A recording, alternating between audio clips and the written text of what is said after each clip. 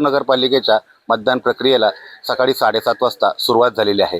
आपण पाहतोय मतदान केंद्रावरती सकाळी मतदारांच्या बऱ्यापैकी रांगा लागलेल्या दिसून येत आहे आणि सुरक्षा व्यवस्था ही चोख करण्यात आलेली आहे। 8 इमारतीमधून 22 मतदान केंद्रावरती ही मतदान प्रक्रिया पार पडली जाणार आहे। सुमारे 16,700 मतदार आज मतदान करणार आहेत आणि यासाठी सुमारे 350 कर्मचारी यावरती नियुक्त करण्यात आले आहेत। 20 नगरसेवक आणि 1 नगराध्यक्ष अशा 21 जागांसाठी ही मतदान प्रक्रिया पार पडली जाणार आहे। टॉप न्यूज मराठीसाठी सारंग शेटे, भोर, पुणे।